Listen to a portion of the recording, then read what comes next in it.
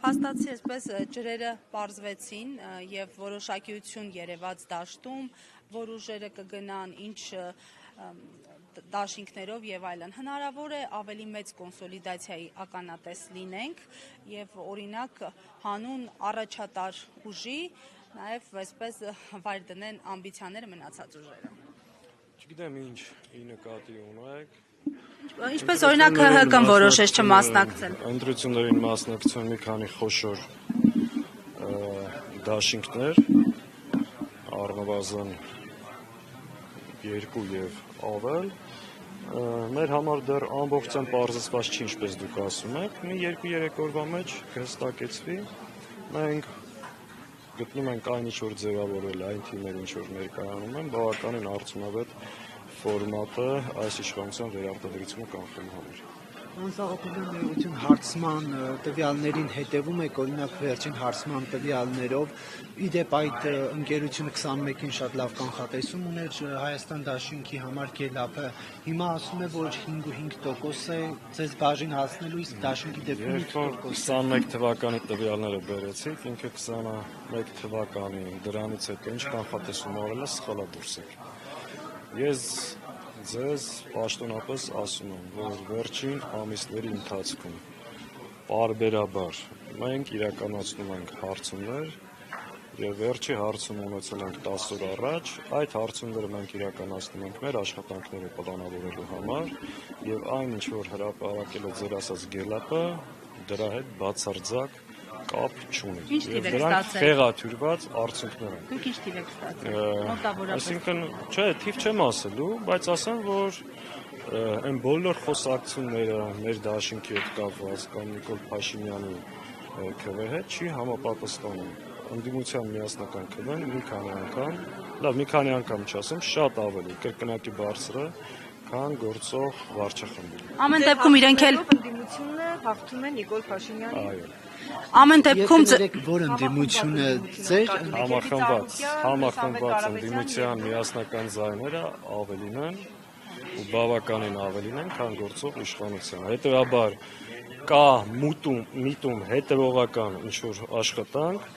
պարբերաբար 10 օրը մեկ Հայաստան դաշինքի հետ կապված մի հատ թիվ են հրապարակում, հետո մի քանի հոգի ելում սկսում են այդ թիվը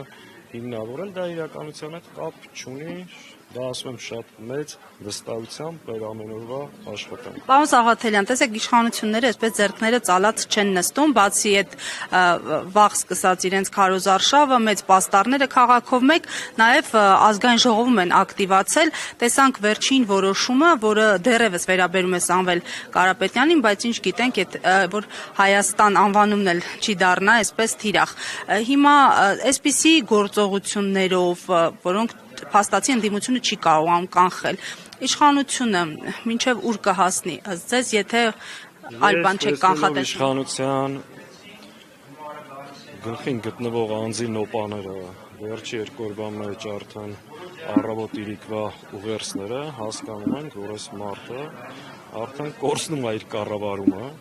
քաղաքականությունը, ինչպես նախորդ տարիներին, հիմա ավելի ծայրահեղ ընդգծված կերպով ուզում է վերածի խուժան մի փողոցային գործընթացի եւ նրա բառապաշարը, պահվածքը վկայում է այն բոլոր վախերի մասին, որ այսօր կա եւ գոյություն ունի, դա մեր համար ընդունելի չի։ Այն, որ այդ ջղաձգումների հիստերիայի արդյունքում ինքը ուժայիններին տարբեր ապօրինի հրահանգներ տալու է, ակնհայտ է դատարաններին, կենտրոնական ընտրական հանձնաժողովին,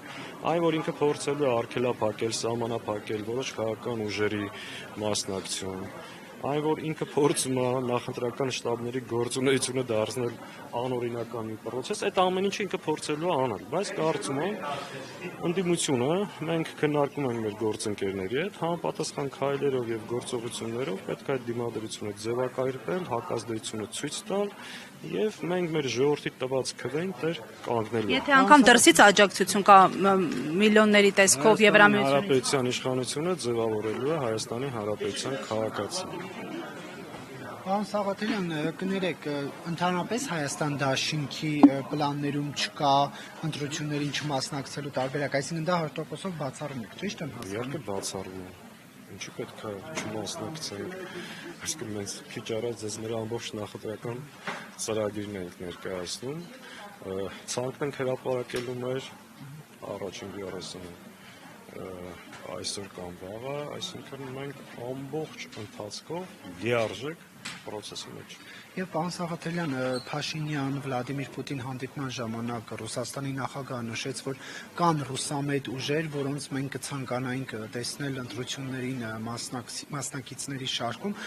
Դուք համարում եք այդ հայտարարությունը նաև Հայաստան դաշինքին ուղղված, թե ոչ։ Հայաստան դաշինքը հայամետ, Հայաստանի շահերով, հայ ժողովրդի շահերով առաջնորդվող քաղաքական Ռուսամետ չեք, ինչ կար ասեցի։ Իսկ Ռուսաստանի հայտարարությունները Պուտինի դրանք չեք անդրադառնալ։ Նախազգուշացում էր միջամտություններին չէր, պարոն Սաղաթելյան։